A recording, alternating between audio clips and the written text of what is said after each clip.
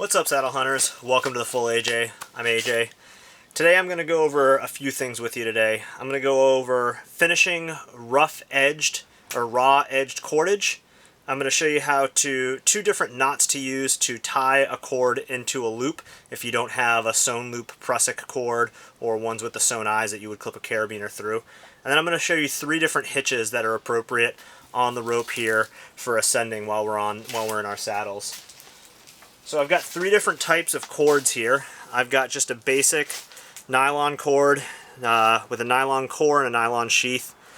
I've got the Sterling Technora cord, which has a Kevlar core and then a nylon sheath. And then I've got the Sterling Tactical Rappel cord, which I think is a Kevlar sheath and Spectre or Dyneema and Kevlar core. It's some sort of blended cord. There's 3 different ways to finish each of these cords off. I'll start with the easiest, which is the nylon.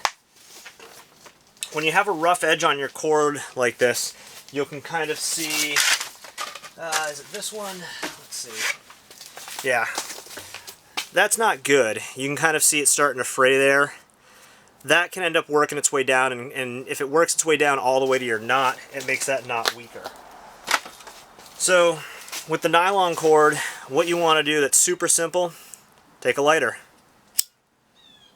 melt the end, gets all melty, and then roll it all together, making sure that the sheath and the core get melted together.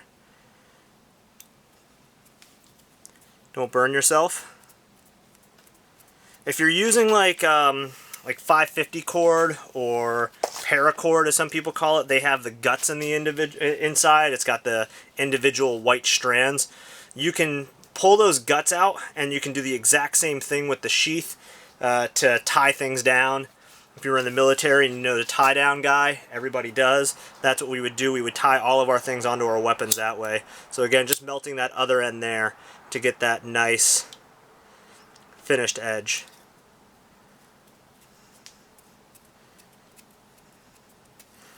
Boom, 1 and 2. I'm going to set this aside, and I'm going to move on to the power cord, or the Technora cord. They're not, power cord and Technora are not one and the same. I'm using them interchangeably, and that's not correct. They're just different blends. Anyway, with these, what you're going to need to do is you're going to need to expose a little bit of that sheath there, or a little bit of the core, the Kevlar core. And then you're going to take a pair of scissors. I'm going to use my awesome left-handed scissors, since I'm a lefty, and hold both ends of that Kevlar after you've exposed a little bit. Cut right through all of it. Flip it to the other side. Expose a little bit of that. And trim.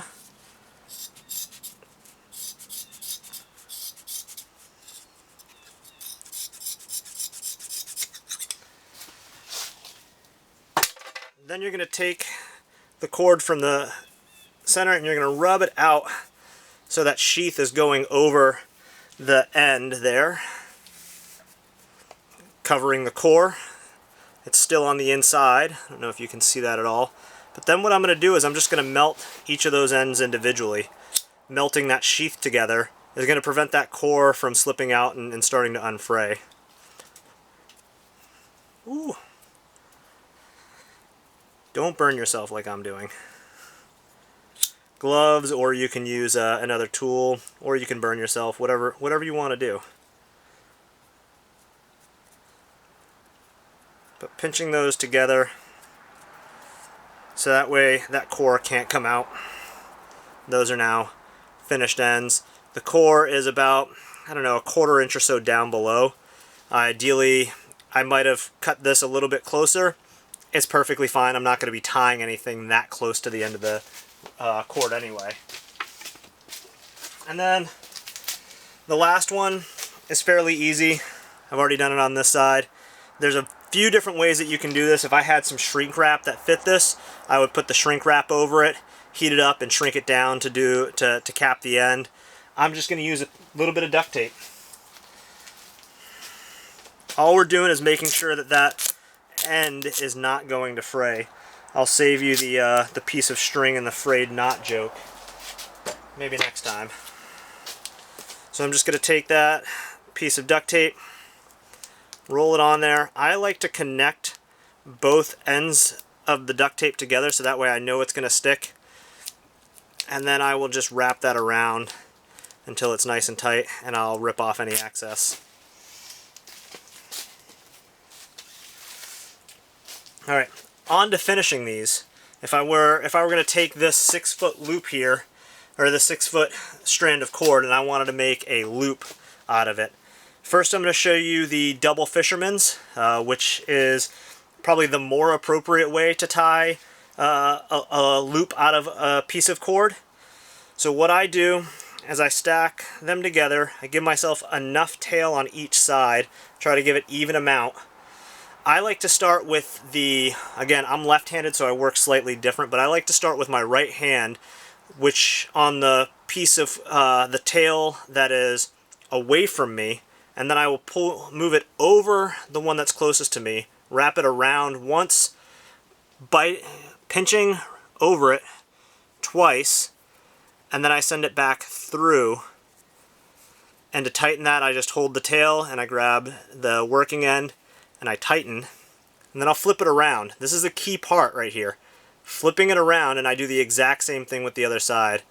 Once, twice, through, and tighten. And you can see I have these nice X's here. When I pull the loop or the working end together now and leave the tails, it tightens together. Nice little X there, and on this side, 4 little Cheerios, we'll call them. I've got ample tail here on both sides. I've got twice the amount of tail for the knot on both of those. And I will stress that by really pulling the loop and then tightening each side again to tighten it down. It's not welded, but it's in there pretty good. With the nylon one, just grabbing whichever one I grabbed. The next thing I'm going to show you is a simple overhand knot to finish this off and to create a closed loop. Grab it, make a bite out of both ends, so I've got both ends of the cord there. Make a bite, flip it around, so you're pinching, and then send it back through the hole. I like to make sure everything is running the same, it looks smooth, 2 parallel lines running around. And then what's really important with an overhand knot is pinch the knot, and you want to stress and dress each strand. So I'm lightly pinching the knot and pulling the cord, lightly pinching and pulling, lightly pinching and pulling, and lightly pinching and pulling. The amount of force that we're going to put on this knot in this direction is not going to be enough to create it to roll in our application. Overhand knots, if not properly stressed and dressed, have been shown, and even ones that are properly stressed and dressed have been shown to roll a little bit.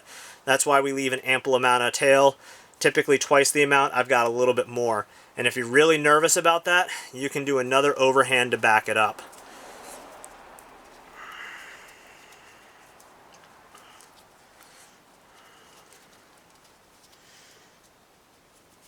When you don't have enough tail to work with, it's a little challenging.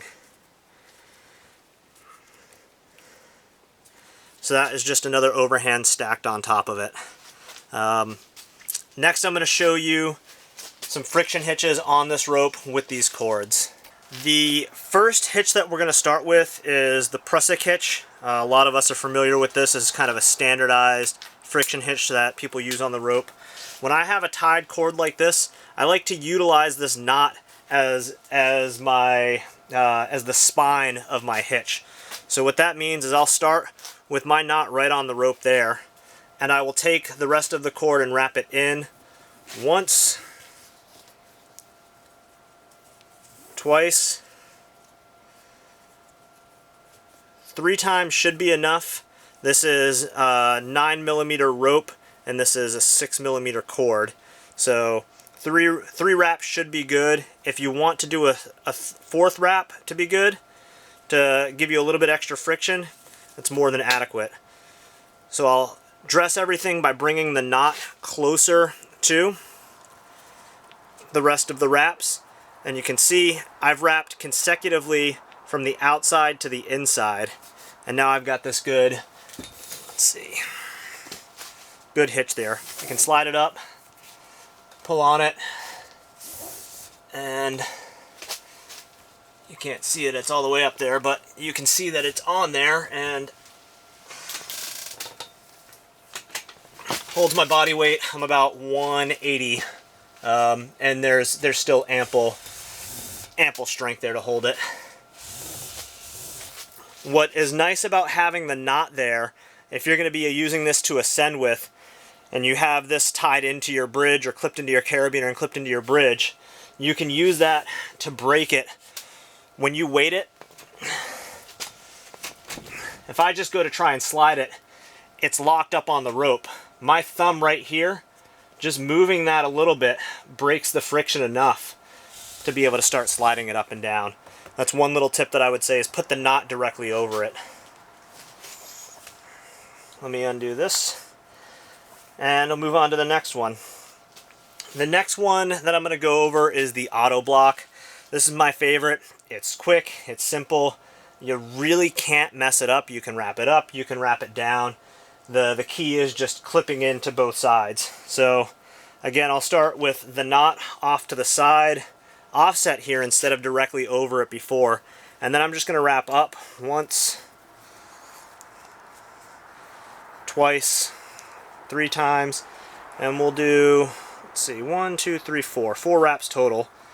I'll even the strands out, so that way I have both ends right there. I might actually have to go one more on this, to be honest. Gave myself a little bit too much there. So we'll do 5 wraps on that. And then I'm going to clip a carabiner through both of those. If this were on my bridge, I would clip it into my bridge line. And this allows me to stand on my rope here. This slips a little bit. I would actually go one more wrap on this, or even a different cord. These two materials, sometimes all hitches don't work the same. You might have to try it out, see if one more wrap works.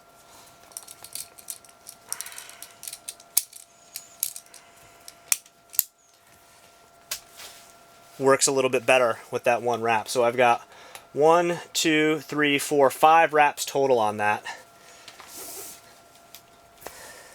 The last one that I'm going to show you is the Klemheist. This one,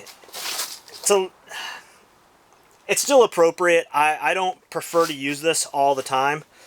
So with this one, I am going to wrap up the rope, leaving my knot offset on the side. 1, 2, 3, 4 total wraps. I then bring the top part down, and I send the bottom through the top. So as I pull down on that, it tightens down, I can break it, and it tightens again, I can move it up. What it doesn't work very well with is going the opposite direction, which we don't really need to worry about that as saddle hunters. We're just looking to stay connected up. So I'll run through each of those again. Again, with the Autobloc on this combination that I have here, doing 1 or 2 extra wraps is really what I need to get that friction. It's best to test all of these different things out before you actually go out and use them in the field, right? I'm doing this here now.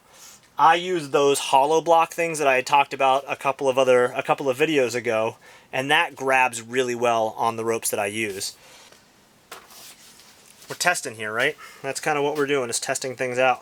So let's see how the Technora power cord, Technora cord does with it on through the this is the C4 Sterling C4 9mm Canyon rope.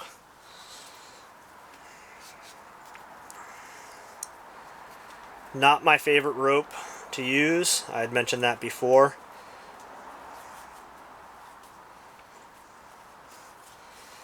Quick little double Fisherman's. And 1, 2, 3, 4, and 5. Take it all the way around. Send the bottom through the top.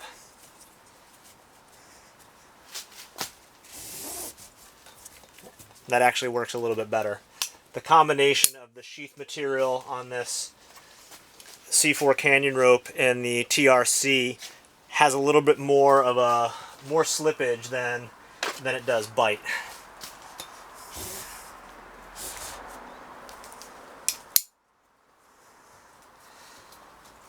So there's a reason why I don't use there's a reason why I use mechanical ascenders or a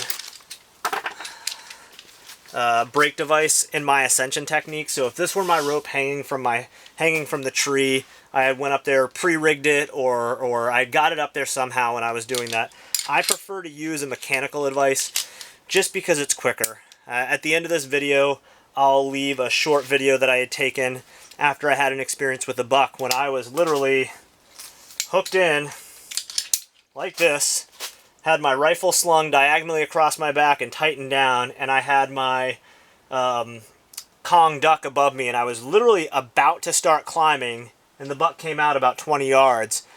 We had a stare down, and I couldn't get my rifle off. By the time he had walked around me, got to his rub line, got my rifle off, turned around, there was too much brush. I took a shot, and I missed. Completely, 100% missed. But I like the speed of this instead of having to fiddle around with, the cordage. It's appropriate. It's a lot quieter, right? This makes noise. People are worried a lot about the noise aspect of things. I'm not super worried. Typically, I try to get in there a little bit before I know when the buck's going to be moving through. Haven't shot a buck yet. Had many opportunities, but haven't shot one, so take it for what it's worth. But again, I'm going on a rant here. All right. Those were ways to finish off the 3 different cords. Remember, if it's a nylon sheath, all you got to do is melt the ends. If you have something that is any other material that's fire resistant, that's not going to melt, use duct tape, shrink wrap, or you can get some seam grip.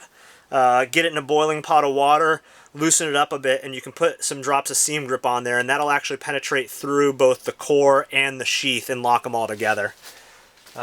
Showed you the double Fisherman's knot. If you want to do a triple Fisherman's knot, you just throw another wrap in before you send it back through. And I showed you the overhand knot. I also showed you the Prusik, the Autoblock, and the Klemheist. I'll leave a link in the description below for a knot resource if you're interested. It's animatedknots.com. Really good resource. If you're a visual learner, they do a really good job of breaking the steps down, pictures of each step by step. You can play the video all the way through, or you can pause if you're getting stuck on one thing. Everything from climbing, marine, arborist, you name it, they have a good amount of knots on there.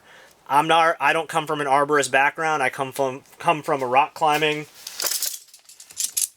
ice climbing, mountaineering background, which is why I use the hitches that I'm familiar with and the ones that I'm used to. They're a little bit quicker, in my opinion, but again, anything that you practice, you're gonna get faster at. Yeah, thanks for watching. Like, subscribe, and leave a comment in the description below for what else you want to see in these videos. I'm here to put more information and the knowledge that I have over my, what do I have, 12 years of mountaineering experience. I'm here to try and bring that into the hunting world. So let me know what you want to see. Thanks for watching. So, I don't know how the shot went. I do have a 45-70. This is where I'm at. I was literally about to climb, and freaking 35 yards over here, a buck walks out and runs around, and it wasn't until he was like there that I took the shot. that I was able to because I had my rifle slung over and everything. So we had a little bit of a stare down for a minute. I'm gonna unclip. I'm gonna go and check for blood and hopefully start blood tracking.